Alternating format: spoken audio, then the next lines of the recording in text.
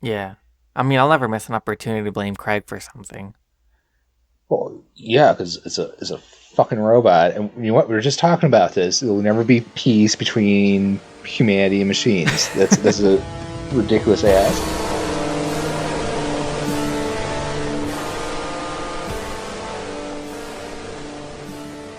Yeah, I'll if you notice something or I notice something, we'll take a breather. Let it catch up with us. All right, just jump Let's in. just do that cold open or whatever. Yeah, we'll see. Maybe it was in there somewhere. Good evening, afternoon, whatever time you're listening to this record. I'm Corbin, joined by, Roberto. and today we're covering Ice by Anna Kavan. Kavan? In my head, it was always Kavan. Anna Kavan, like the first half of Kavanaugh. Okay. I should be wrong about that too. It's actually Kavanaugh. Nah, I don't think so. I think it's Cavan. I think that sounds right to me. Anna Kavan. I don't when I see that van, I want to stress the A, but whatever. Oh, We always slide our names anyways. Kavan. Anna Kavan.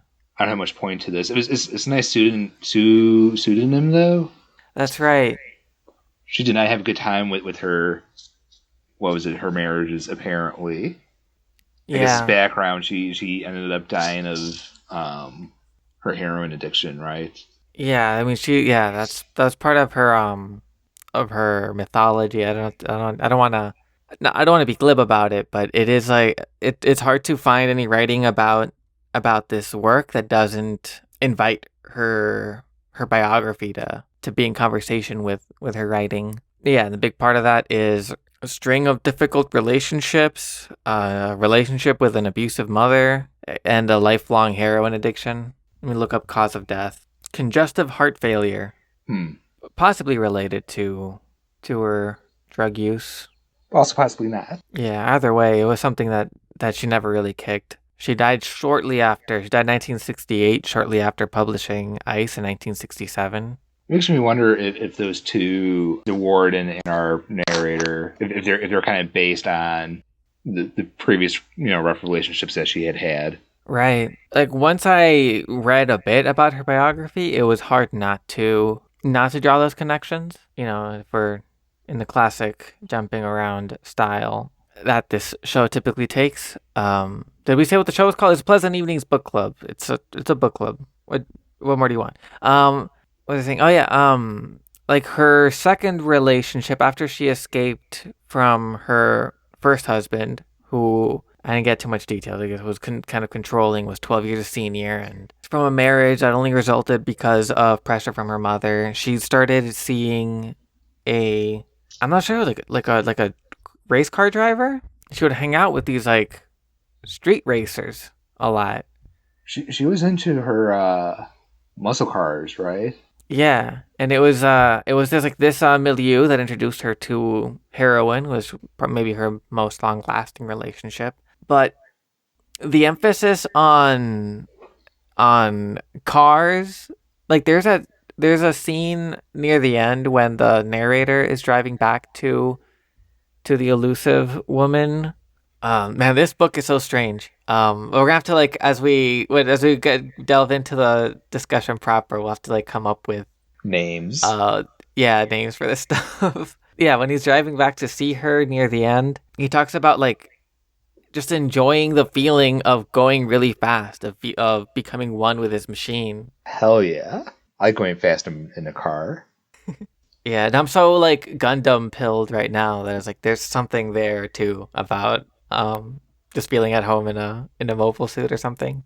But we don't have to. That's elsewhere. Oh, it's kind of a cool parallel. Yeah, I'll cut out Gundam. We don't have to.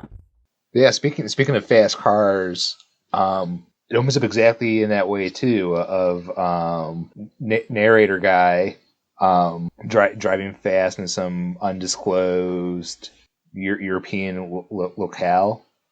All right, but the thing with the car, then at the very end, it's just about like the comfort of being in the car while the whole world freezes to death, like this like momentary like pocket of heat and intimacy. There's a lot of romance associated a lot of romance and freedom associated with vehicles.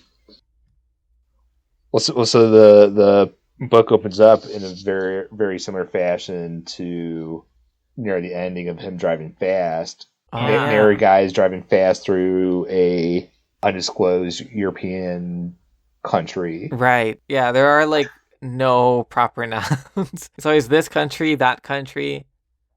Even when in the context of talking about war, the sides are just talked about as the big powers and the small powers. The West is brought up, but the West is in lowercase. Right. There's mention of North, um, the equator regions as well. We had no like proper Yeah. nouns, no city name. Yeah, there are like some. The only times I get like strict clues is when he goes to the north. He goes undercover. Uh, talk as like a scholar of some kind, and he says like, well, I've heard there's theories that explorers from this region were the first to discover the New World. So they know, okay, so this is Europe. Then we have lemurs as something that comes up a lot, and I believe they're just native to Madagascar. And there's the equator gets brought up one time. So at least we have a point of l- l- latitude. I want to say latitude. Latitude's correct. We'll go with the latitude. Yes. Okay. It's low stakes, but I did not want to say longitude incorrectly. Especially if it was the wrongitude to say. It's perfect. Comedy gold. It was dumb. It was dumb of me, and you can say it. No, no, that was rad, and it had gratitude, as the Weezer Hmm. would say. Just stay on this. This is good. This This is is some good. golden, pleasant evening material. Yeah, I think this might be one of the ones that get 50 downloads instead of Oh, for 20 sure. downloads. Right, but let's like we're having fun, but this is a very dour book. Right, so it starts with or the narrator. I think we can just call him the narrator. I think that's a good name for him. I guess yeah, I think this is fine. Like, when we say the narrator, the girl, and the ward, and those are pretty much I like you the main calling I like you calling the characters. girl the elusive girl. I kind of liked that. Oh yeah, I was just trying to I kind of like describe elusive. her. Well, Um, she has to be. So our story opens kind of like it ends with narrator driving fast, and it's cold and snowy and freezing, and there's ice everywhere, and it's crazy for that time of year. It was like, oh, it's yeah, weird for us to get this weather at this point in time. yeah. It was like not known cold at this time of year or Yeah, something like it's kind that. of a cool stylistic choice to what never disclose obvious proper noun location, but also same with time of year either. Yeah, and that's a choice that, like, as the story goes on, makes more and more sense, or becomes more and more like full of meaning as we get references to the snow covering everything up. Like, there's a lot of references to the snow erasing what once was, and things losing meaning and losing definition and differentiation as the world comes to an end. It's a very entropic approach to world building, and even time undergoes this kind of shift as that weird scene where the narrator like hallucinates like a Jesus type kind of Yeah. figure, talks about like the future and the past compressing, and later as the world is ending, he's saying like talking about like the past vanishing, the future becoming oblique, and existing in an ever shrinking now, which is a beautiful like that's what those are like little moments that kept me going reading this thing, which is so bleak, so dark, and so like confusingly written. Also, like there's nothing to hang on to except for these momentary moments of beauty or momentary tension. There's a weird like sometimes I guess there are like episodes that make you like hold on for the next turn of the page. Like it veers into like a spy drama for a while, war story. Yeah, I mean, it was. I mean, paragraphs would jump around between these scenes too, where they'd be surrounded by ice one paragraph, and then the next paragraph, it's back to some semblance of normalcy again. Yeah. It kept the book kept making me like go back and wonder if I like skipped a page or something because of the way it would just like jump between scene or setting. The first time that happens, it is I think well communicated as a kind of hallucination in the beginning, where when he's driving, he sees an image of the girl, the elusive the albino woman. He sees her just like out in the snow getting buried by ice. Like he imagines him like diving to rescue her, and then it's like back to the car. So like was he standing just now for a second? Like it does kind of contextualize it well enough in that moment as a kind of hallucination or fantasy. But the way that these things drop is so out of nowhere. And sometimes it happens as part of the natural progression of the story, and then it jumps back a few steps and goes, actually, that was one of those reveries. Yeah, sometimes it was more confusing than other times. I think when they go to the warden's town, like the escape from the warden's town was really confusing to me. Um, yeah, that was kind of odd. He first the warden escapes, and we get this like jump to third person omniscient. Like I don't know, it just felt like somehow the narrator just knew that the warden, and sorry, listen, we'll get to the warden who they are. um, if you don't feel like reading this very sad book, like you get this like vision of them escaping, and then of the warden escaping with the girl, and the narrator trying to go after them in a car, hitting a tree, getting stuck, and then it getting stuck, going back to the house, and then it's like, oh, then it's like him on a boat again. It mentions an airlift at some point, and he says like, oh, that was all a nightmare. But then there's reference made to those episodes earlier, so I was unsure which part was I fantasy. guess I have a theory. Oh, for like the exact for the chronology of events there, or For like how our narrator is able to know omnisciently how to get to the warden and what the warden's doing. Um, yeah, there's one part where apparently someone told him. Like later it gets brought up. Oh wait, Okay, hold I on. do I think wonder if they are the same person, mm-hmm. There's the Fight Club of it all to address. or at least that strong sense of identification with one another. Yeah, right. Like those moments where the warden and the narrator just like look at each other, and like there's this like sense of like connection, like this understanding that they have. Like at one point, like the narrator's like willing to like forsake the girl entirely, like the whole thing, the whole thrust of what the story has been so far, just so he could pal around with the warden. Yeah, And there are those moments that are like confusing too, where every time whenever he infiltrates, the warden's many castles, it always seems to go like just like a little bit better than you would expect. Like he looks out, everyone sort of ignores him right when they need to. exactly.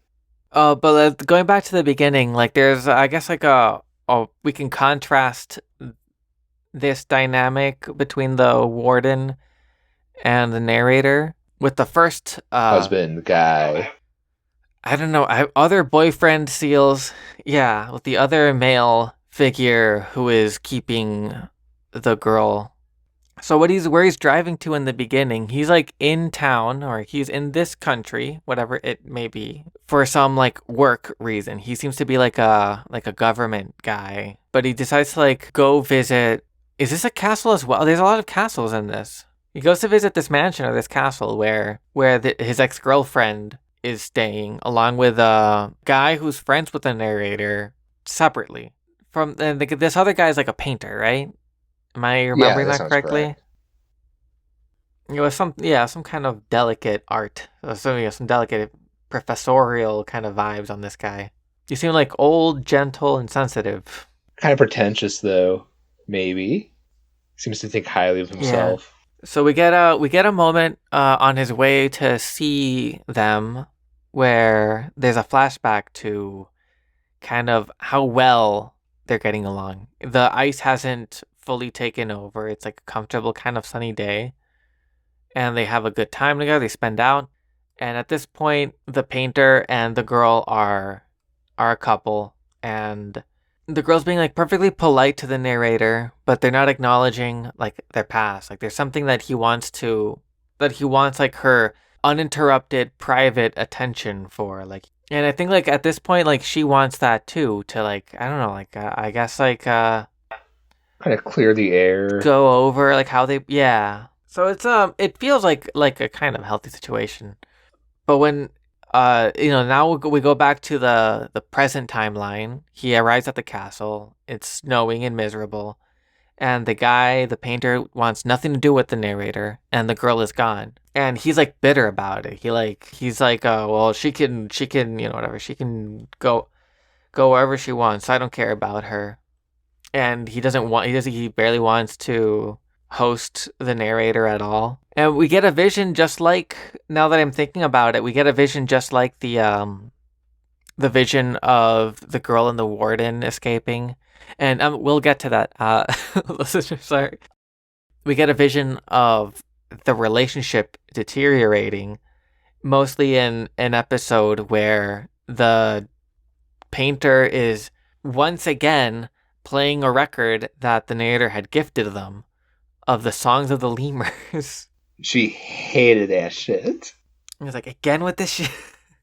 Again with the lemurs? Why do you hate me so much? Why do I have to listen to this? It's kind of funny. I do appreciate it. I don't know if it was like meant to be funny, but it was just like the constant return to lemurs. I think it was more so of comic relief. Yeah.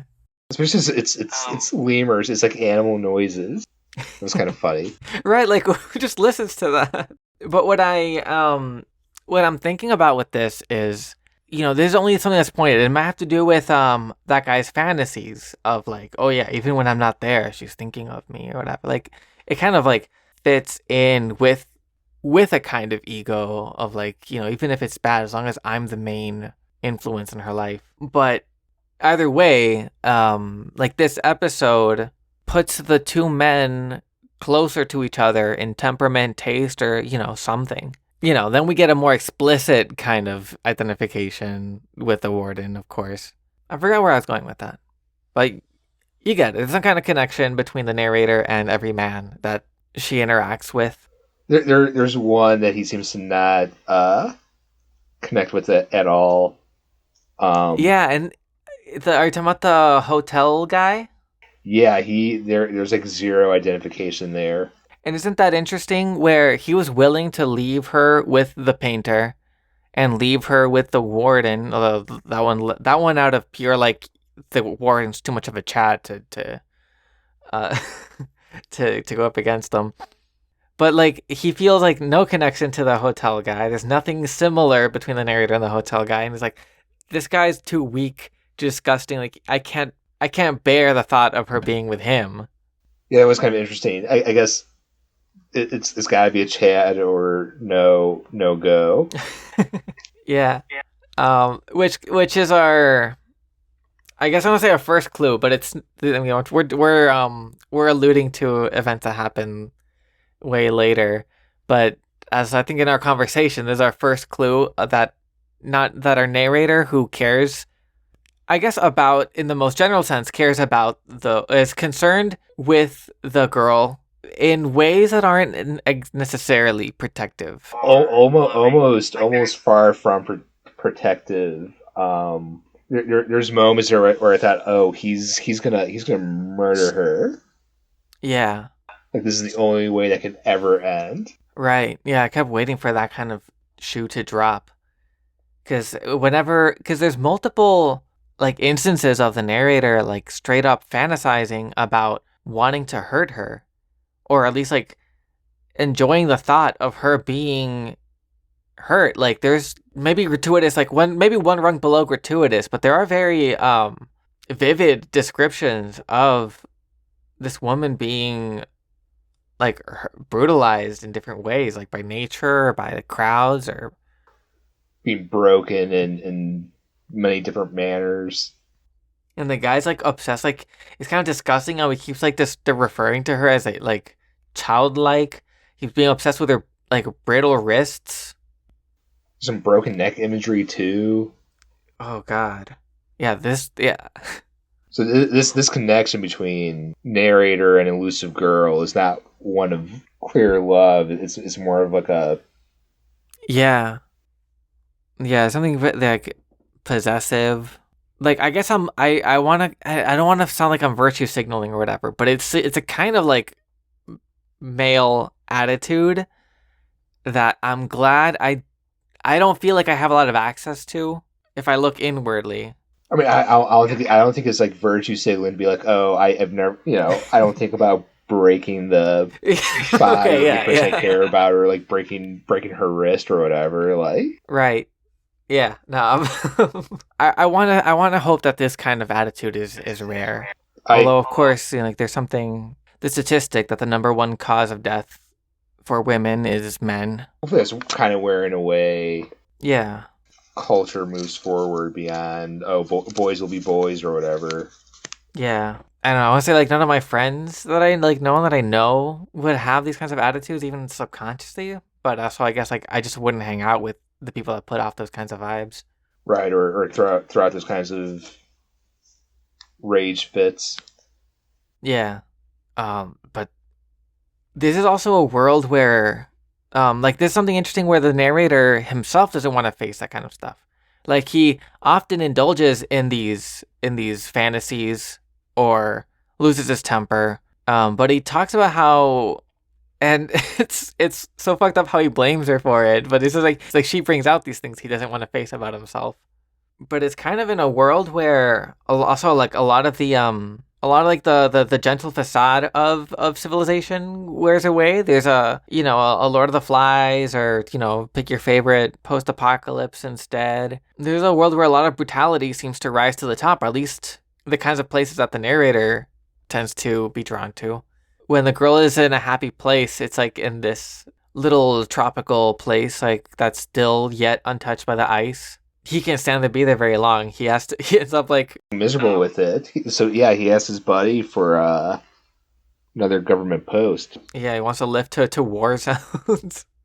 So it's also something where like this man like just feels more comfortable in this kind of world of domination and violence.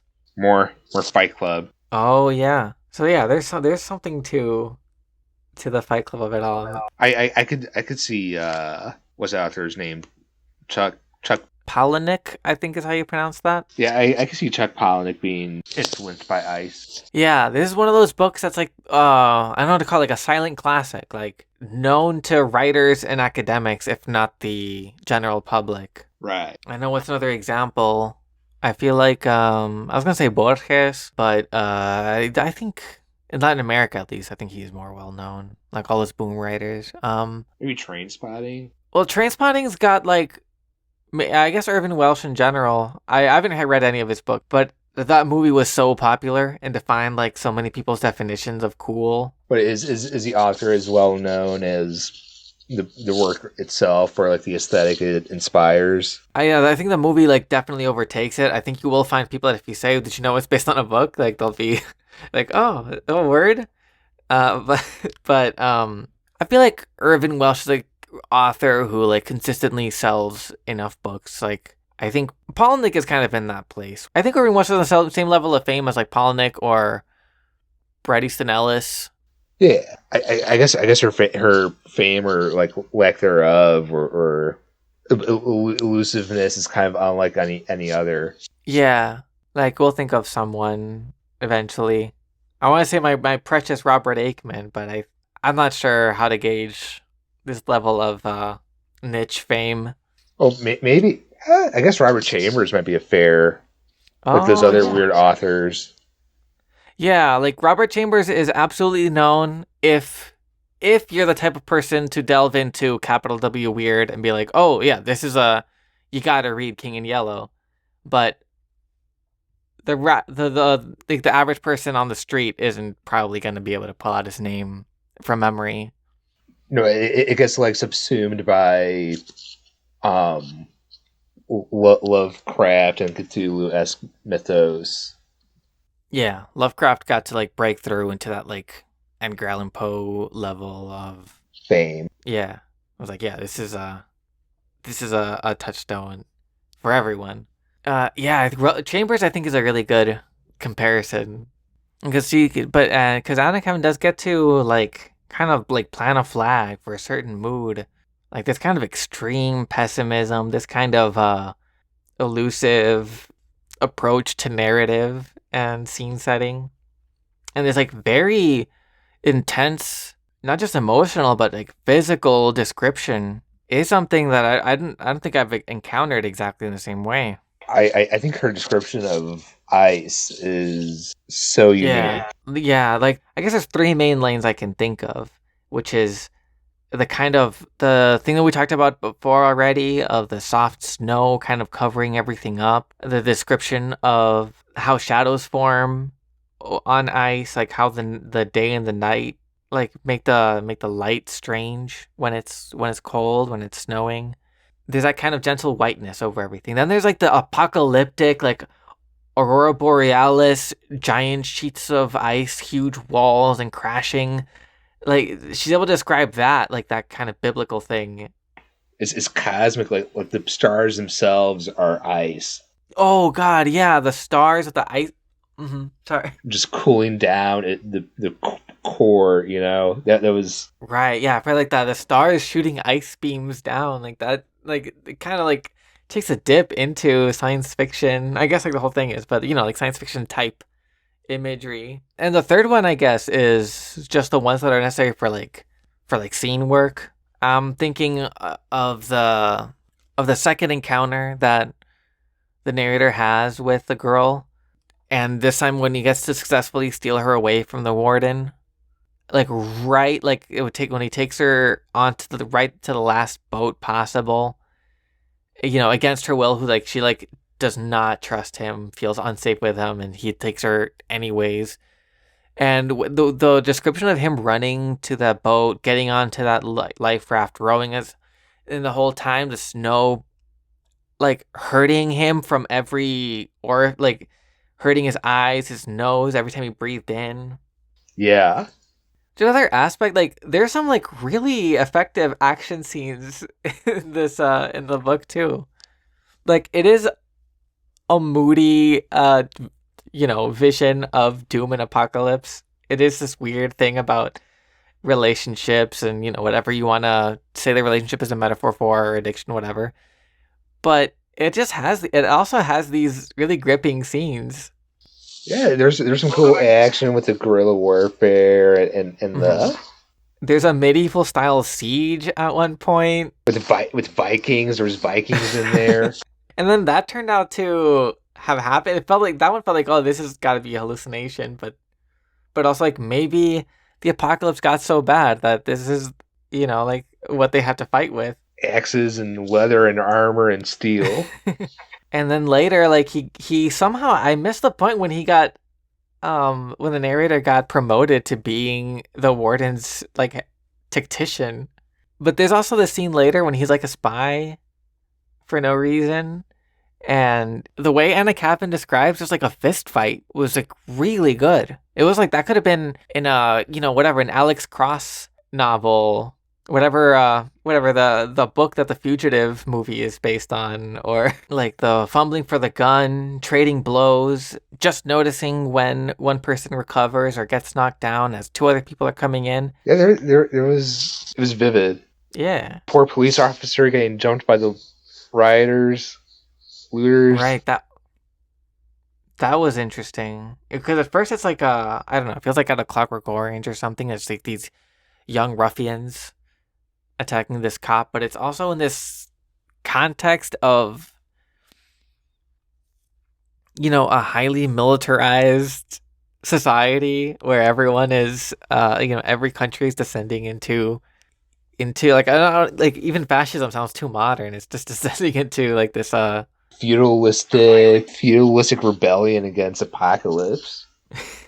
Okay, so this older guy is like fighting off these hooligans, gets like demolished. Like once they all pulled out knives, It's over. man, at the description there too, not just the action, but like the brutality, like just that was very visceral. But then just like pisses off the narrator and is like, now I'm gonna go in and fight them. We get like another really well narrated fight scene.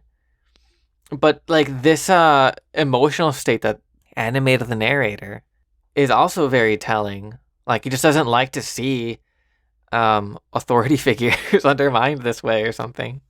He's like wants to fuck shit up. It kind of felt like I don't know, maybe a little Fight Club, something else in there too. It was good stuff. It was good Yeah, do stuff. you It want? was nice. It was nice little highlights that kind of made the read easier. Once you settle into like it's a weird book. It's very like disjointed, but whenever you do settle into a scene, the scenes are gripping, each in their own way. Do you want to? I feel like the next thing to talk about is just because we've been mentioning the warden. Do you want to like get back in the story, and I think we can kind of Yeah. skip ahead to the warden when he goes to visit the painter.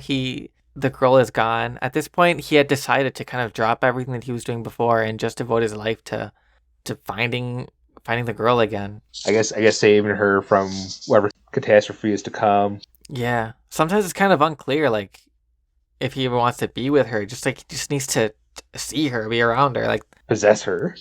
yeah. So yeah, that kind of that initial disappearance ignites this whole chase with her, which after encountering her leave on a ship leads him to the warden, and that's when the insanity began. Yeah. They get more details about the geopolitical state of the world, where everyone's kind of fighting each other, and the warden, I feel like it's like a Nordic country, maybe. It just says the North. It's a smaller country. I think like fjords and like Oh yeah, those are fjords. some sea serpent was mentioned that the villagers would sacrifice uh, virgin girls to. Yeah. So I don't know. I got some like Sweden, Norway, hmm Daneland type vibes. Yeah. And like the king Viking of this area is the warden. Like it's this country that like it was like he had to like kind of elbow his way into. It wasn't clear that he was allowed to be there.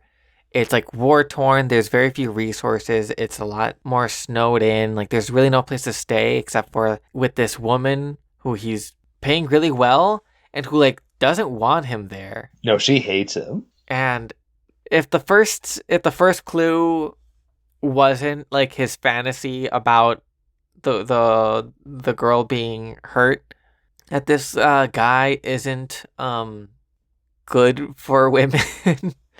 If the first clue wasn't those fantasies, then it would be when he like forcibly took the keys to the house from the woman he's staying with. Yeah, he was an asshole. He smugly like thinks to himself like it was the principle of it. That way she won't She won't do it again or something like resist that. me again or something. Yeah, it was.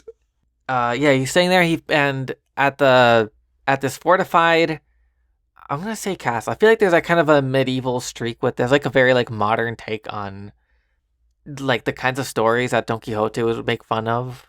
Like knightly, chivalrous knight stories. Like he's off to rescue the princess. Oh, it's totally a not satire, but it's a very cutting. I don't know, inversion commentary.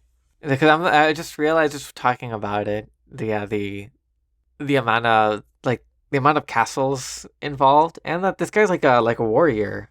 Yeah, so the warden is the leader of this country, of this small country. We don't see this one area, and is fighting off revolts or is in charge of a revolt. He does. We're in this bow thing, right? So when we're in this Scandinavian area, he's I guess preventing revolt, right? Yeah, I think so. Because yeah, everyone seems to be like, oh, there's order here. There's like a hint of this ultra violence in the warden, even when he's maintaining order. And then like once we actually get to meet, like just like that he's like in a keep, he feels like a boss in a video game.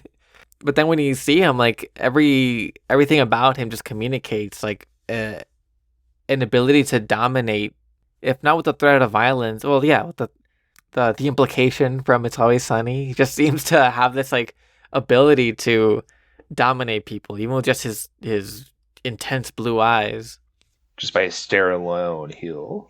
We find, and yeah, he does have the girl there in a soundproof room for like, oh, that's like, fuck, that was one of the most difficult things to read through, was the vivid description of how, I guess, like how he would rape her, right? Like not to like, Oh yeah, no, yeah. yeah, I mean, no, that's right. That's exactly what he was doing, forcing her. there was something I'm not gonna so, repeat the imagery. Just forcing her onto the bed, holding her down. yeah, there was something so vile about it, and it was like, the way it was like wearing down her spirit. Like it wasn't even about, like a physical assault, but it was like just the way he would like, God, it's like even rough to like talk about. Like I don't want to like go back in there, but I was like with his looks, just like wearing down her spirit until like she would accept that there was no use Fighting back at all. in fighting. Like, yeah, sorry, it's hard to. This is very thorny, but it's rough. But immediately, like you understand, this guy is, like full like male id. Like with the narrator, that's like a part of him, and then I think that's where like part of this identification is that this urge to dominate and to dominate women in particular, to dominate her, is something that the warden and the narrator like connect with. Like it's whenever he talks about the girl that the warden looks at him in a way that is like, oh, you get it too. I think that's the first like descriptions of them being like on the same page. Right. Like oh, we get each other. Yeah. The knight in shining armor is not that far off from the dragon, the monster. Mhm. Yeah, thank you for bringing it back. I was gonna say the Bowser. Oh no, yeah, that's a good one too. Mario and Bowser going after Princess Peach, or maybe Mario and Wario is a Ah, better. yeah, they're more like mirror images. I don't know if there's anything else to touch on in this. Yeah, if you hadn't, if the reader hasn't picked up on the narrator being bad for women at this point, then maybe they get suspicious when they see that the girl is immediately suspicious of his presence, as whenever he gets to have even the smallest bit of. She's like, what are you doing here? You're in league with the Warden too. What the fuck? In that dark room, Warden shows up into there, and ultimately makes her get ready to leave because it's her last chance. Assuming because the villagers of that area were planning to do that human sacrifice. Right, yeah. So that's why so at first he's not even able to see her because the warden is like, is kind of like controlling access to her, and is like, well, I'll ask her, and kind of like keeps him waiting until he gives up. Then he finds out that she's gonna get sacrificed because all the villagers are turned against her as well. And so from his perspective, it's like this guy is evil. And not only that, but the society that he's in charge of is also like actively hostile to her. I have to go save her. And even like with all this knowledge, like he is not able to convince her to go away with him. Nope, he fails quite miserably. The warden though, he's able to get out of there. Yeah. They go racing in that, I don't know, Hummer-sized car, just ripping through snow and ice. What is it? They ram a gate, and security guards to just get out of that country. Yeah, this is the scene that earlier we were talking about for the listener. Yeah, the narrator guy tries to follow and just can't do it. Like, yeah, I love all these descriptions of snow. Whenever Anna Kavan gets to flex her ability to describe snow and ice, and an action scene, a car action scene. car tried to go fast and nice, but it slips into a tree, gets stuck, Falls into a hole, like a bomb crater. almost dies. Yeah, Yeah, so the narrator completely eats shit, gives up, goes home. Cut to he's on a boat. after being airlifted out of that village. Which is another thing, like where this guy, like the way he like represents, like the way his powers kind of, like from his perspective, he's always like underdog, but he has connections. Like money's never a problem. He's capable. Everyone trusts him There's plenty of resources. to go video games again. It feels like he's like got the cheat codes turned on. Oh, for sure. This one also has a trial similar to The Stranger or Kafka. Wait, is this when he gets brought in by the police officer? Yeah, like as soon as his ship lands, he's brought into jail or court or the interrogation room, like right off the bat. Right, and that's when he realizes he can't go back. But either way, that doesn't seem to affect his ability to like draw from his bank account. He's always like on the verge of being wanted, and then no one does anything. Like you said, he has like those existential cheat codes just Yeah, on the entire time. yeah. Just like I don't want to do this level. It's like Grand Theft Auto on ice. Yeah, yeah. These things happen, but like interpersonally, he doesn't ever get to have one over on people, except for when he beats people up or runs them over with his car, or Right. if they're okay with being bribed. Like whenever he tries to trick someone, they kind of see through him after a while. Yeah, he's not the most verbally persuasive person. Like, he's just like kind of lucky that he's important enough, well connected enough, and that the world is in shambles enough to tolerate him.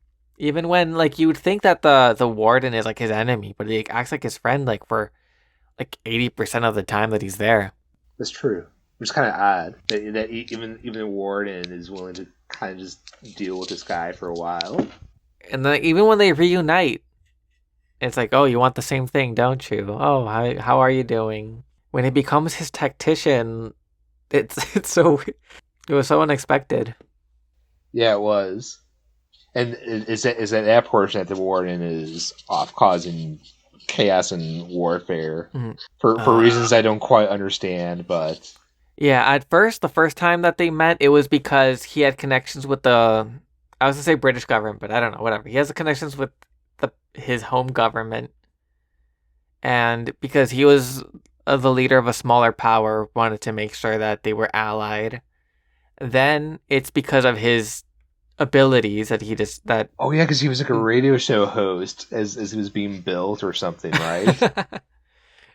Yeah, that's a strange detour. He just like insinuates himself into these situations. There's the yeah, I feel like I guess it's a consequence of the types of books that we cover. 90% of them I probably compared at one point to a dream, but this felt the most like dream logic. Like the way that like two scenes are combined just because that's like where the mind would go. Right. The way that dialogue would move. It's like I was having a dream where I was like chasing this girl, and then I was like second in command to this guy, and he knew the girl.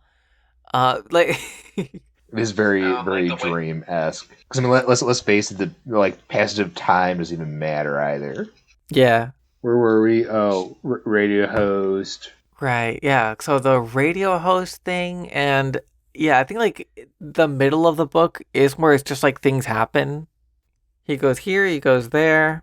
All very much in dream sequence as well. Like music with the flower girl and this spy organization to get him to. Yeah, he has because he just happens to have a red flower or a carnation or something. I forget. That's apparently like code for a spy to like meet another one, and like a flower girl starts talking code to him, and he acts like he is the spy because he figures that's the best way to get connections or information on how to find the girl, to find where the warden had escaped off to. It kind of turns into a James Bond thing because he ends up sleeping with her just cause. Like there's some justification in that he figures the longer he stays with her, the more information he can get. But also, he just like thinks she's hot. Very 007 of him. Yeah. But she hooks him up with someone who's higher ranked, and while he's talking to that person, he gets a little bit of information, I think. But then someone else who was suspicious starts like pointing at him, and before he knows it, he's a suspect because he's been impersonating a secret agent. And this is the fight scene I mentioned before. This is where it turns into a James Patterson book or something. Yeah. Yeah, he has to fight his way out of there. And he ends up just in a lorry. There's these little moments of British when they say petrol instead of gas. Yeah. And so he gets in a lorry that's just like full of these young idealistic people who at first they're suspicious of him, but then they just let him in onto their plans. He gets comfortable with the guy driving as they go out into the uncharted north, like into these like dilapidated roads further and further up into some place. And the young people are talking about their stress about being behind on making a radio transmitter. Yeah, this guy helps them build it, and then also like becomes the head broadcaster. Apparently, he's just like really good at telling the news. Yeah, and encouraging the other side to try to take peace or something, right? Yeah, yeah. There's like a kind of utopian, like if we all work together, we can get through it. But he says that he took care to be honest and not, and not feed false information. And then he says like then things are going so well that he gets bored and he goes off somewhere and He decides, oh, I'm gonna go see the warden. so what a fun detour. He's just like gets a job and gets really good at it. And then he decides, okay, I'm done. I can't do this anymore. And he go, okay, what was the plot of the book again? That's right. I was searching for the warden. And he gets audience with the warden. He's in a new castle. I believe they do say castle. Yeah. Ford, anyways. He's in a new castle, and he's got the girl in a different dark room in the castle. And he's saying like, you can't. And then they're friendly again. It's like you can't. Like I know all about your transmissions, and just in time because we're gonna make an even stronger radio, and we want you to do propaganda for us. And he's like, yeah, okay. Like no, obviously he didn't care. Yeah, he just wants to see the girl. Yeah. So he gets to have a more intimate scene with her in the dark, and this time he does take her away, right? This is the scene where he gets to take her away. I thought the girl managed to like kind of escape on her own. Yeah, sorry, I'm. So I thought what happened there is that girl escaped. Narrator finds out, so narrator goes to the icy village that she's at. Oh, and then they escape from that village. Right, and that was the village where you saw the cop get beat up by looters and whatnot. Right. Sorry, yeah, this book is. No, it's very dream logically. Like you could switch out the scenes to a different sequence and like do like a reverse boss order and be fine with it. Yeah, this will kind of congeal probably. What was I gonna say?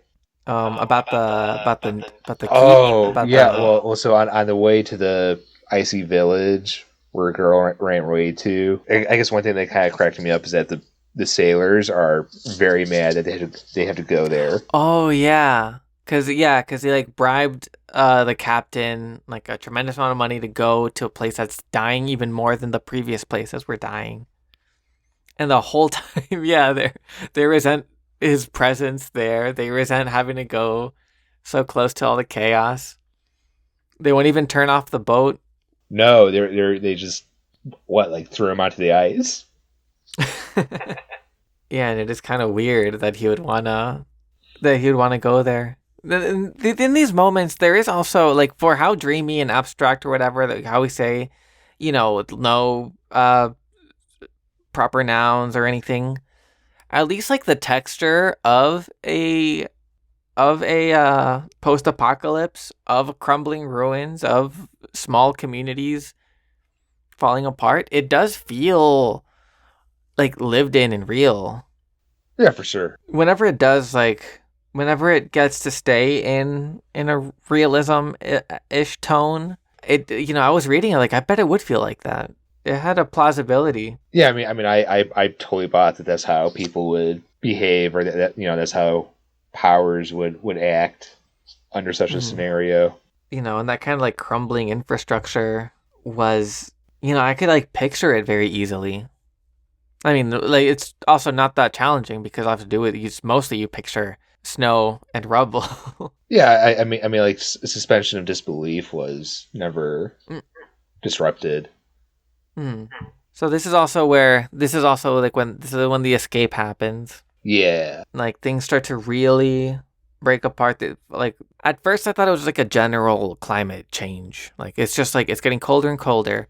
But then this is where I became more aware of the ice wall framing of this. It's not right. just that it's getting colder generally, but there's this border that keeps encroaching over inhabitable areas.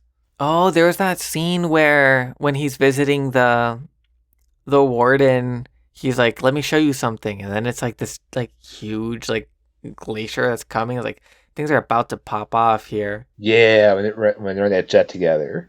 Wow, that opportunity for more great like descriptions from Anna. Oh yeah, Yeah, and it's like Bedlam getting onto the last boat because like already when he gets there to this like even more cold place, there's people evacuating, and he manages to drag her onto like what he knows is going to be the last boat.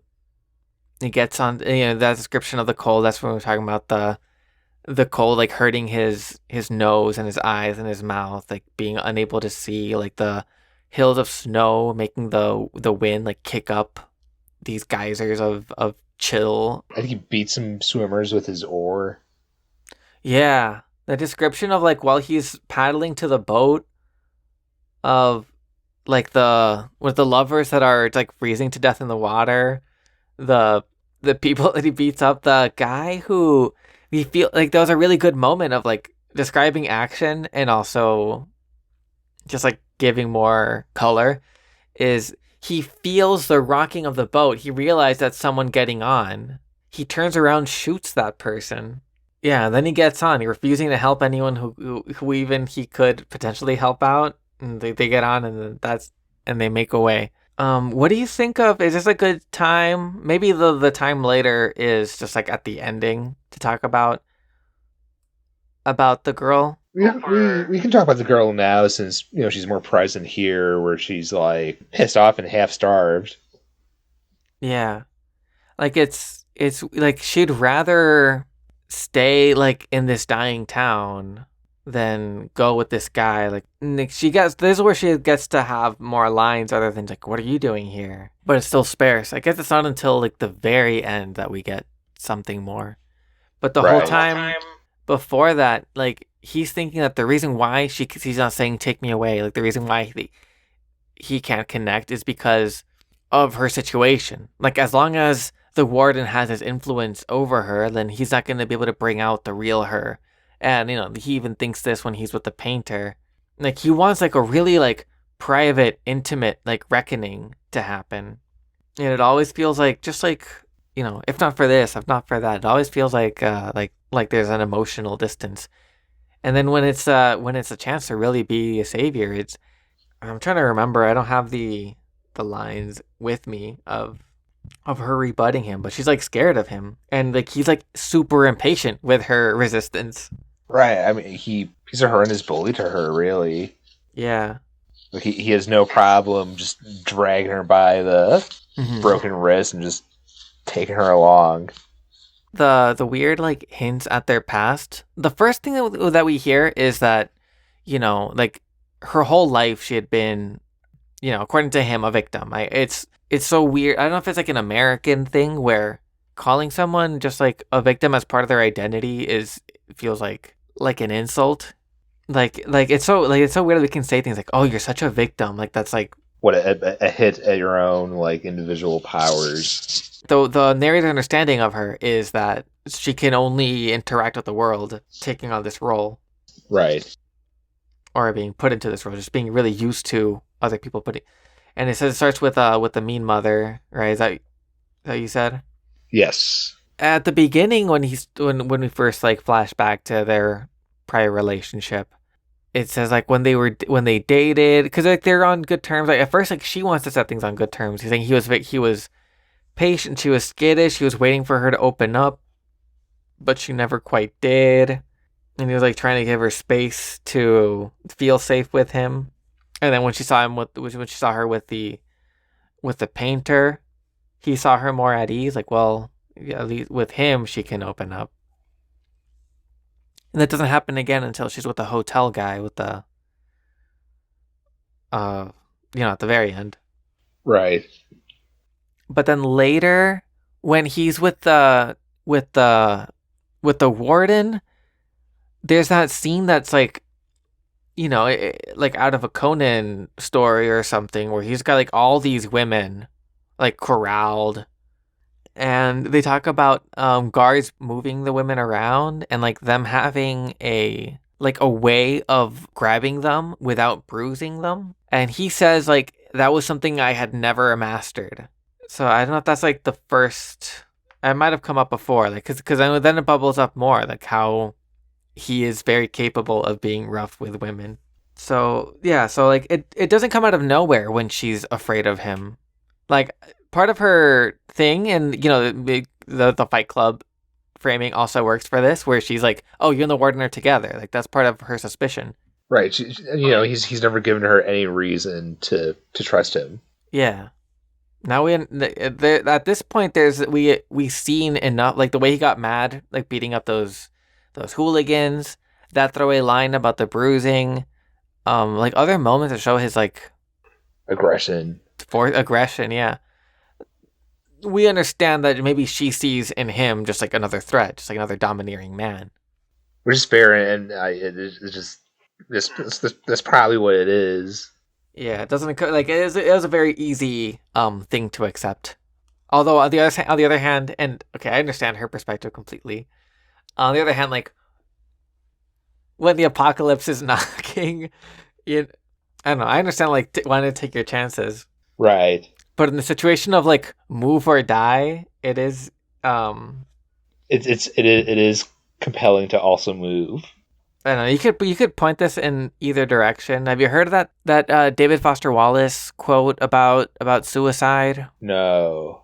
Um, I want suicide in the context of like comparing it to like the people that jump out of like buildings when they're on fire, and when the fall would kill them anyways. Well, it's better than burn. It's better than burning to death, right? Yeah.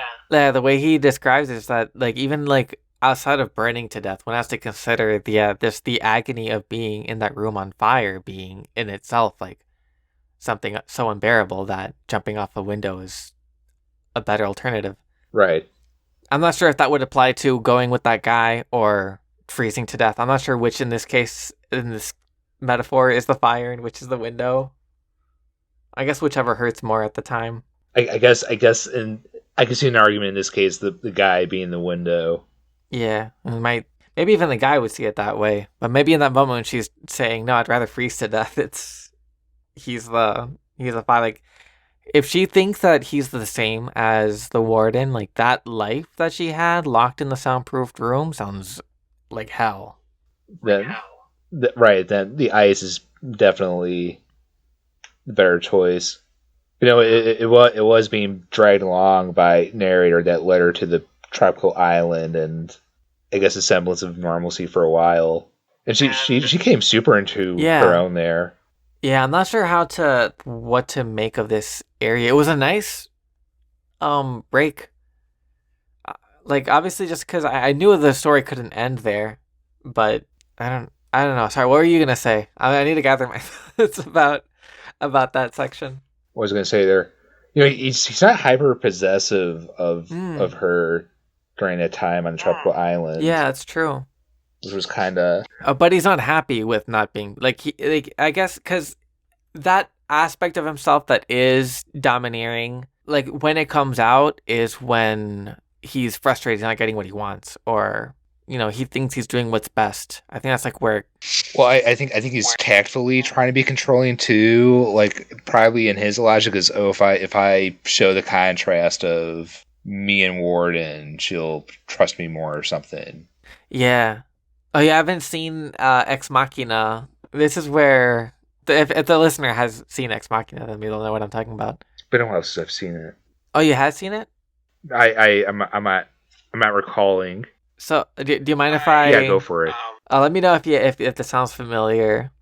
So, like this guy, like this like dweeby kind of guy, is chosen for a trial for his company, where like this the CEO of the company like, is like, I need you to test this AI I've created to see if it's like conscious or whatever, and like the AI looks like a pretty girl, and like as he's like having conversations with the AI, like he kind of starts to fall for her, and he starts seeing like it's like a weird setup. He's like at this private like compound, and he's noticing that the guy is the CEO guy played by Oscar Isaac is like very like he's very aggressive and dominating and all that. So the main character contrives to like find a way for her to escape. And is it sounding familiar? Vaguely. So the story ends where like he like makes the escape happen, but it turns out that the AI, she was playing the main character as well, and she traps him in the compound while she goes off on her own. Escapes. Yeah. Um like I'm skipping over a lot. There's a lot of like good detail. Like a lot of it is on performance. Like I think Alex Garland is one of the filmmakers to look out for. I'll watch anything he makes. But I think like part of the takeaway of that story is that, I guess like we've all like nowadays I think we're all more suspicious of the, nice guy TM. Oh yeah, the nice guy misogyny. Yeah, like either way, like whether it's this like aggressive guy or this like seemingly more gentle guy, it's still someone whose intent is on controlling her or like who won't fully see her as a human. Right. A So, nice guy can still be objectifying, mhm. especially if it's under this guise of, oh, I'm nice because I'm trying to get something out of you. Yeah, and we see that when he's there, like it's not enough for him to, or I don't know, like he's like, I guess like why would he want to stay if like he's not in that area? I guess there's something more to him than just the relationship with the girl. I don't know. He is like involved with her because he like still like he gives her money when she needs to, and when he decides to leave, like he just like he's bored. He feels like he's disconnected from what's happening in the world, and he sees that this tropical paradise is doomed not to last. Right. There's a chill in the wind, and he's not quite happy with how the locals are. Right? Because like they don't want to face that. Right. But then but he doesn't just leave. Like he says goodbye to the girl, even while she's thriving. She's going on parades and dancing and going shopping and all that. He like gives her some money, says like I'm gonna go away now, and she gets mad at him. I wasn't sure what to make of that. Yeah, I don't know. I don't know what to make of that either. I guess she was finally starting to trust him a little bit more. Maybe. Maybe it was kind of baffling. This is where I wonder if there's like a an aspect of unreliable narration where they're just like some like maybe like her understanding of the situation wasn't so disconnected as it was for the narrator. Right. Well, apparently she chose to wait for him until the very end. Yeah, so it's not like they didn't have some kind of closeness because because this section and the description of her during this section is very like Seinfeld like yada yada yada. It's like told in montage like, oh, it was like this, and she would go out and she would barely see me except for when she needed money. But then like why if that was the case, why would she see it as such a betrayal that he's leaving? Because he's even leaving her with like access to his bank account. So it's not about like material like so I wonder if like from his perspective it's like an all or nothing thing. Like if I'm not the only person in her life, I might as well not exist to her. Like he couldn't handle her being like he couldn't think of connecting with her while someone else was there. And okay, when it's that guy who's very like dominating, I see that. that kind of makes sense. But even when he's with the painter, who seems to be on friendly terms with him, like when there's another man in the room, so suddenly she's featureless and like nothing like about her is real. So I like where you're going with that. Go on. yeah, it's kind of like trying to think out loud because I think there is like this and the other time that they reunite. Again, when when this tropical paradise freezes over. I don't remember if it was all at once or if it was here and also then that he not accuses her of cheating because the second time it's not even like on the pretense that they're in a relationship. But he's like, "Oh, were you with the guy who was driving that car?" Or even like, "Oh, you were with that hotel guy." Just an inherent mistrust whenever anyone else is around. Yeah. It's weird. Like this character's like she's not. I don't know. I guess like would you say, I don't know. She's not exactly 3-dimensional, but I wouldn't say she's 2-dimensional. No, Like there's an implied depth. I think the problem we're seeing is this narrator is Yeah, that's it. just hyper unreliable. Yeah, it's definitely yeah. Like our experience of her is through his flattening gaze. Like it is. Yeah, we only see the world through the perspective of someone who is like constantly dipping in and out of hallucination, fantasy, obsession. Right. So and he's so taken with all that when he leaves, he goes like we were talking before. He goes off to battle. Rebel against this ice one last time.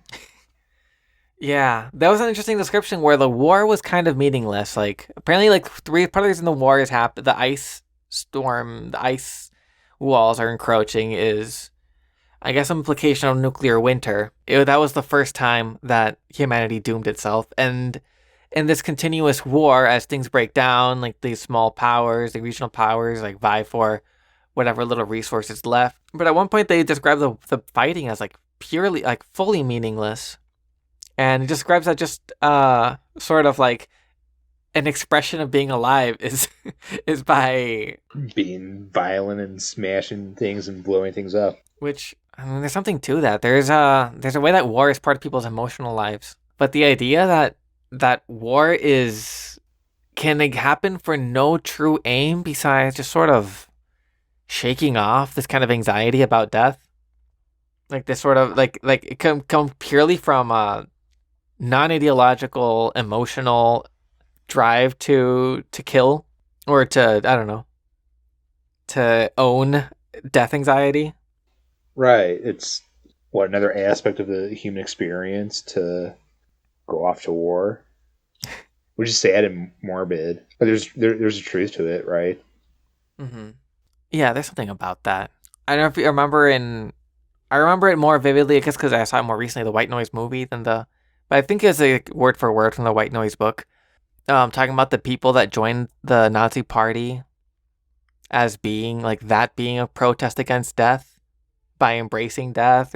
I guess it kind of fits with the Wallace suicide quote of flames or window. Yeah. To some people, maybe uh, taking the taking control of it is enough of a draw to want to die this way instead of that way. I mean that choice or illusion of choice is Hmm. it's I mean it's probably compelling when you're faced with a situation like that of be crushed by ice. Yeah. Oh, I can go fight this war. Right. Yeah. If you're lucky, like you won't even see it coming. It'll just be sudden darkness. A bullet goes through your head. Or you get like the description of the fighting. Also, like it reveals something about the character psychology. It's also sort of I don't know. Maybe in general, like we have the way we like action movies. When he successfully gets to hurt someone in the middle of a fight, he's like, I got the satisfaction of seeing them double over. Right. That's the duality of that stuff. Like you know, you kill someone with a gun. The two things that are happening maybe is oh my god, I just killed someone, and also good shot. Right. There's a I guess I could put duality dialectic there. Mm, yeah. And Yeah, so the narrator gets to ride this dialectic so well that he kind of forces himself into it, but he earns an opportunity to meet up with the warden who has like now been promoted, is an even bigger big shot in a bigger army. Yeah, he is heavily decorated at this point. Because I guess like to him there is no duality; it's all just good shot. Right. And so like now when he's with the warden, now it's like he doesn't even care about the girl. Like he says like the girl isn't even real to him. Like it's all like this kinship, like closer than brothers. They're like walking around. He shows him his private garden, like this kind of, I don't know. I'm picturing like a greenhouse or like a terrarium or something. Yeah, it feels very Lover's Lane. I don't know. I felt as though the narrator was expressing maybe the truest feelings of love towards the warden. Yeah, there's even now that I think about it, I think it was like even earlier in the book where the main character wonders if the reason for the girl, which is also a horrible way to think of a person, is like their purpose in this life was their effect on me. And in this case, it was bringing me and the warden together.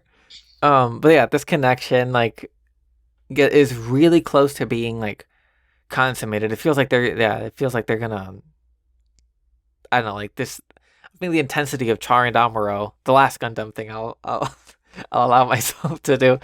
Oh, it Um, does share that intensity though, doesn't it? Damn. Yeah. right, and like the warden is clearly Char, right?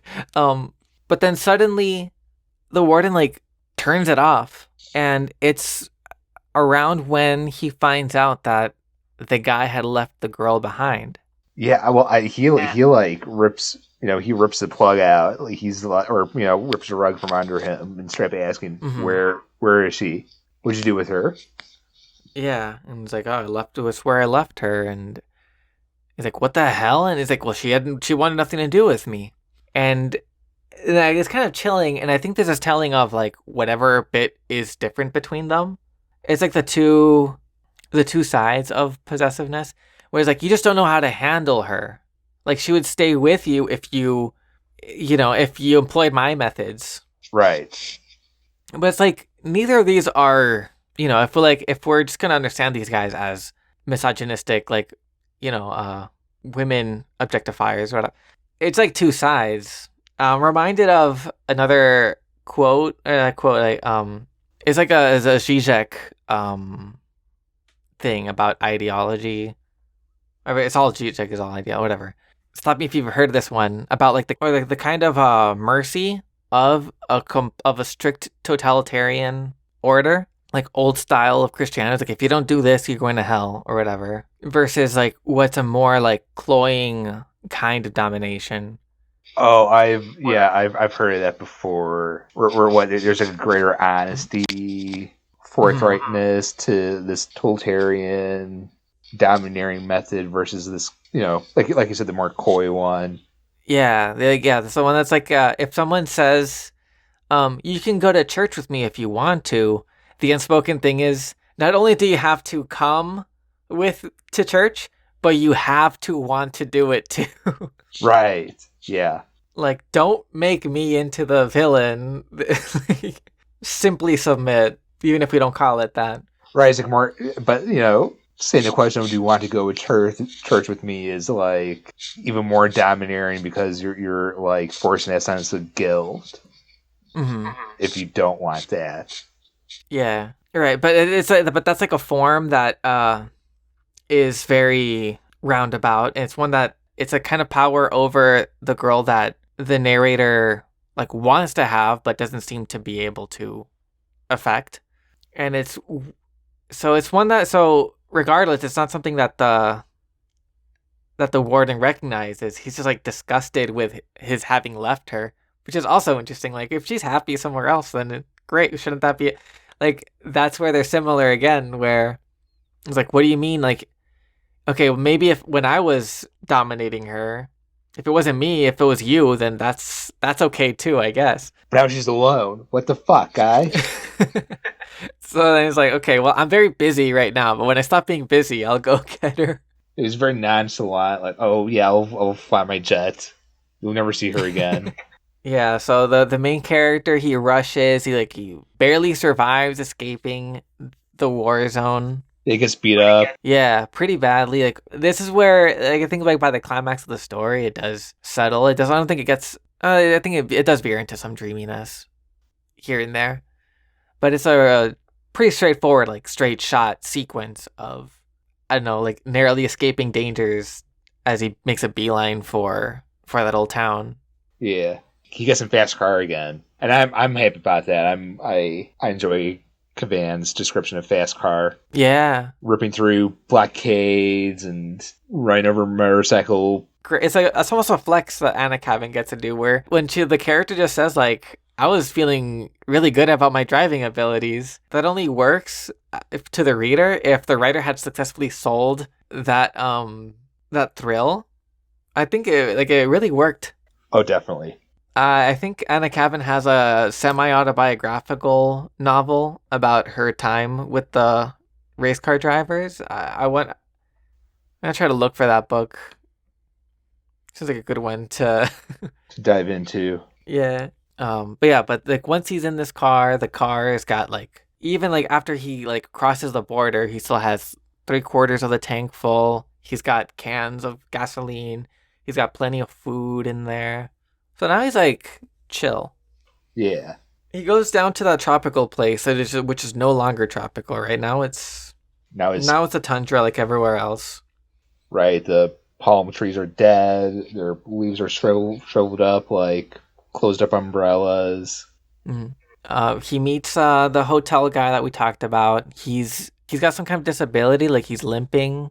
Well, yeah, I think the place got bombed and he got declared dead, but he's not. And Right, it's like he didn't bother correcting anyone. Like, what's the point? Like, there's very little society to maintain. There's just like this small community of people that for some reason or another haven't left, including the girl. right, who happens to live at a beach house, which is probably awesome when it was tropical, but Mm-hmm.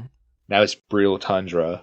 Yeah, I like all these descriptions. Like, I guess I talked about it before. I like all this description. It feels like a dying memory. Like the way that the snow just covers everything up and erases everything. And that feels like it reminds me of like I don't know, Eternal Sunshine of the Spotless Mind, like this scene setting. Yeah, and it really works without the place names Yeah. because none of the proper nouns of these places matter at all anymore. Yeah, just places vaguely attached to memories or the potential for what could have been memories at some point or another. Hold on, I'm trying to get to that last chapter when they're talking because she accepts him kind of like so when they reunite, she's not like combative. She seems comfortable in that community. Yeah.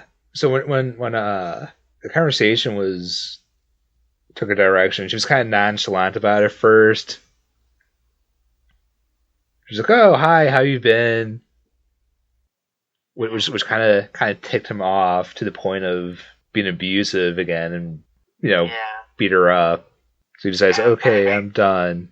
Go on. Yeah, I'm trying to remember like what the turn was where like she opened up and talked about. So it was the way I recall it. It was when he stepped out initially to go off onto this last ice capade on his own, and then he realized, well, wait, I should probably go back. It's going to be brutal for her alone. And this chump isn't gonna be able to do anything. I thought the warden was going to show up at any moment, and I was surprised that he didn't. Yeah, like that was part of the yeah that was kind of part of the tension too. Is yeah they're both racing to her.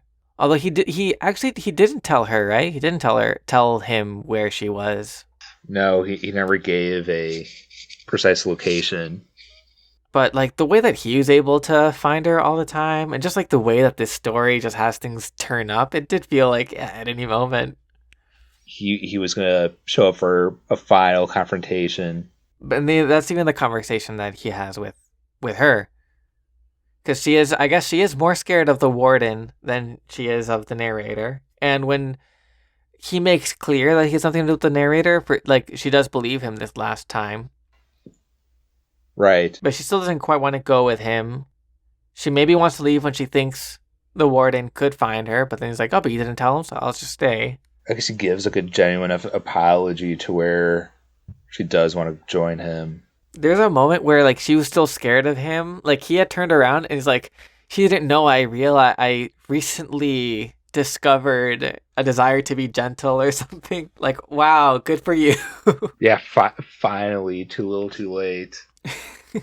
That's such a like Anna Kavan, like she understood like this is guy brain. Like, doesn't she realize that I feel differently in this moment despite my past actions? Shoot, I should have like come in with notes for this because I want to do justice to what feels like a meaningful exchange here. Sudden terror had seized her. The thought of the man whose ice blue eyes had a magnetic power which could deprive her of will and thrust her down into hallucination and horror.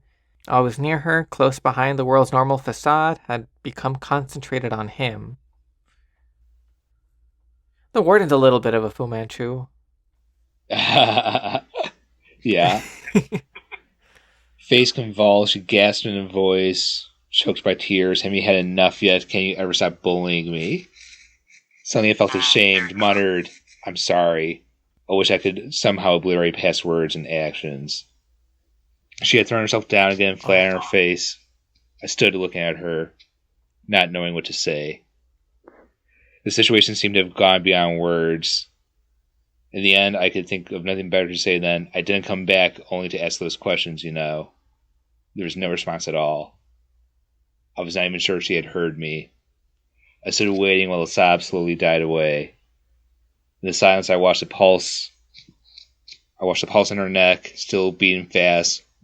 Presently put out my hand, gently touched the spot with the tip of one finger, then let the hand fall. Skin like white sand, hair the color of moonlight. So it was less what was said and more that his approach to her changed non-verbally. Right, there was a direct like engagement. Because before, I guess he was talking about like making her fear go away. Not making her fear go away, but waiting for it to go away. Or at other times, it was being impatient with her fear. Like, because like that vein was like one that would pop up when she would be anxious or scared. I think that's what he understood about it. So this time he's like engaging with it. Right. With a bit of tenderness. Mm-hmm. Bit of patience. Yeah. Also, I mean, obviously the neck isn't where it would go, but I think we did a good job of avoiding framing everything through autobiography. But if I could bring it in for a second, it's like the way that heroin addiction comes up a lot when people talk about this book. I don't know if that's fair or not, but we can pursue that direction. Yeah, just for a second, if we just indulge in this angle, because there was I was trying to think like where it fit, and for the longest time, I'm reading the story and like this elusive thing that this guy chases after and can't live without, and never seems to like he has a satisfying thing like that felt like okay, this so like in a way maybe she's like a metaphor for heroin or heroin addiction, like his relationship to her is. But in this case, is like she's often scared, often feels isolated, alone, or victimized. And like he touches her vein, and she relaxes. She gets to relax in this like dying, like this like freezing, painful, cold world. Then he invites her to this like warmth where he tells her that it's still warm in the equator and we can stay there forever, even though the ice is coming. It's almost as though he's her heroine. Yeah, it's not 1-to-1. I'm sure you can play it in any direction. That's interesting. Because like then it gets like the last thing we get is like this weirdly warm, intimate, tender thing, and like I after the entire book that preceded it, it's hard for me to believe this is just the redemption of this man to truly love the woman in the way that she needs to be loved in the last moments of the world.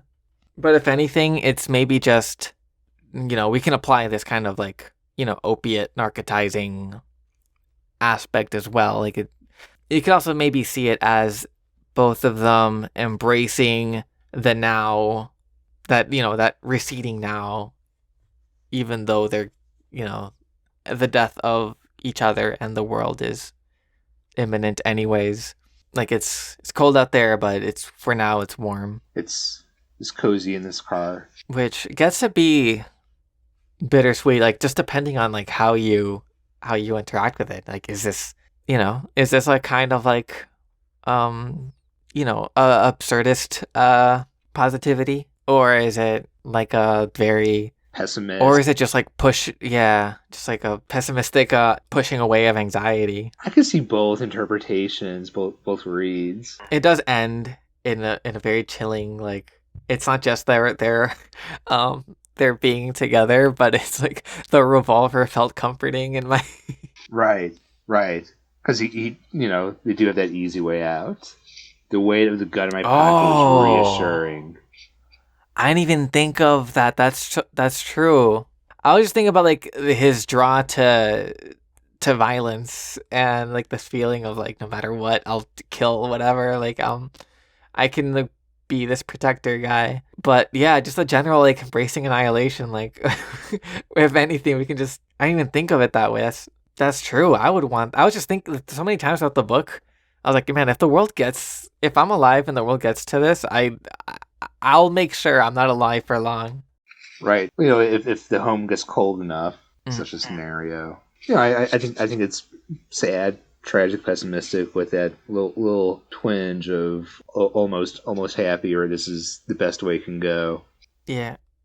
Going back to the heroin thing, it seemed like the the girl had found a community of people that cared about her, and she could have gone with them when the weather turned sour, but she stayed and waited for the guy. Right. And like if that's not something, I mean that I think that applies to like and the I think this goes with Tolkien's aversion to allegory, the way that kind of like flattens stories, makes them just like pure didacticism or thematically boring.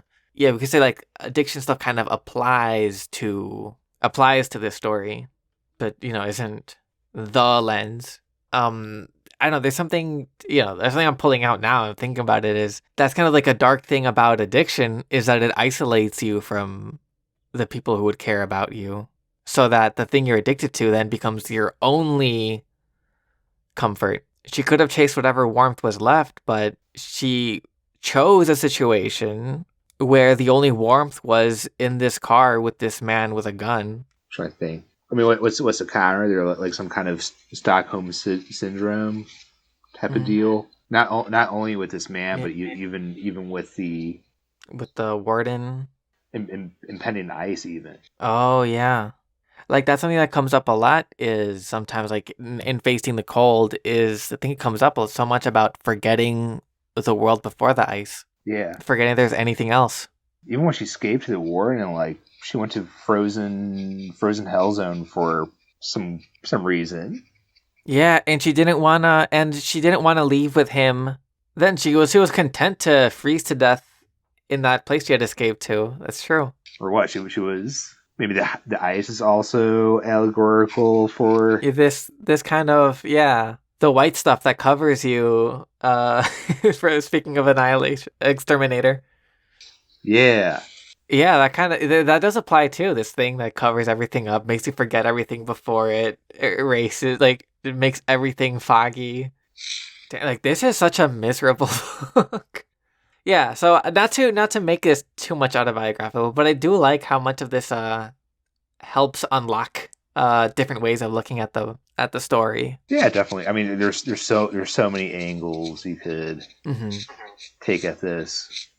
Yeah, there's a feminist angle. There's a drug memoir angle. There's a societal critique.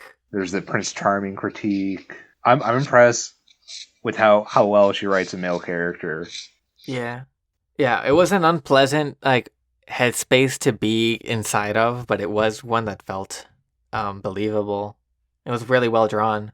It was ultimately rewarding to get that imagery, get that action with the fast cars. Hmm. Yeah. I don't think there's a book I'll reread again. I think I'm glad I did it, but it was like I'll revisit Uncle Vanya probably before I immerse myself in this one again. I'd be more interested to see what else Anna Kavan had done. Yeah. Maybe something a little less down. My only other experience with Anna Kavan is a short story anthology called Machines in the Head. Was it equally? Yeah, no, it yeah. It feels like a bunch of interconnected Kafkaesque vignettes that go in and out of diary mode, just describing a kind of hopelessness about life and relationships with other people. It tells of I don't know, just these because it's not like plots. It's just Vignettes or images of a plot. yeah. It sounds like a cool style, at least. I won't read the whole thing. I have it here in my hands. The story, The Enemy. It's like two pages long. Somewhere in the world, I have an implacable enemy. Although I do not know his name, I do not know what he looks like either. In fact, if he were to walk into the room at this moment while I am writing, I shouldn't be any the wiser. For a long time, I believed that some instinct would warn me.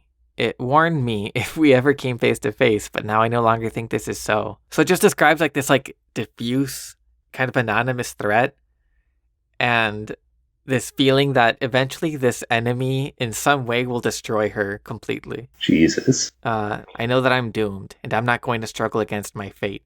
I am only writing this down so that when you do not see me so that when you do not see me anymore, you will know that my enemy has finally triumphed.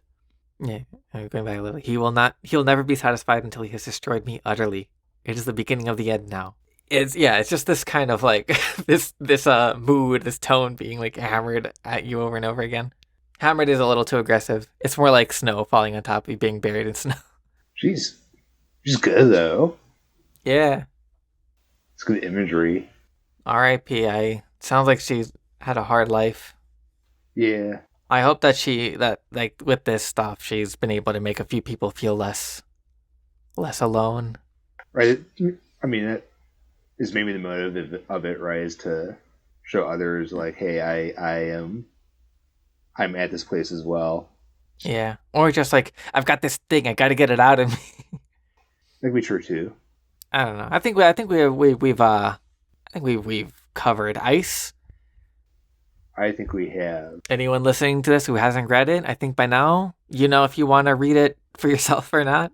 I think it's a cool read out of a feminist critical lens. Yeah. If I'm walking through a Barnes and Noble with someone and they pull out that book because the cover looks interesting and they go, "Oh, have you read this? This looks pretty interesting." And they find out I have. They're like, "Do you recommend it?" I'd pause though. I'd be like, "Where are you at in life? How are you feeling right now? What's your place right now?" Yeah, how are you doing?" So a qualified recommendation for me. Just be warned, there's a book that demands a lot of patience and also a lot of emotional resilience. Yeah, but that was Ice by Anna Kavan or Anna Kavan. Anna Kavan. Anna Kavan. Yes, this is how we speak and say names. Yeah, join us next time where we're gonna jump back into Gundam. We're gonna do Victory Gundam is next, right? I thought it was Stardust Memory. Oh, okay. Oh, good. We can avoid depressed Tomino for a second. Yeah. Yeah. Yeah, that's what I was thinking. We're going right from depressed Anna Kavan to depressed Tomino. Okay, now we got a little bit of a bit of a break. Buffer. A buffer, there we go. Yeah. And then after that, is it official we're doing Sabers of Paradise? Yeah, heck yeah. Let's do it. Let's do some. All right, let's lock it in. Let's do some historic epic. It's gonna be Sabers of Paradise by Leslie Blanche. Yeah, so a little bit more tundra, hopefully a little bit less doomed pessimism, or more. Whatever. Bring it on. Whatever comes. Let's read Savers of Paradise. I think it's going to be more warrior culture for sure. Oh yeah, we're gonna get a lot of that. We're gonna get a lot of fur coats. I imagine. Big beards, Horses. mountains. It'll be cool. It'll be fun. Yeah. It'll be enjoyable. All right, but until then, have a pleasant evening. Have multiple pleasant evenings. Yeah. Stay warm out there.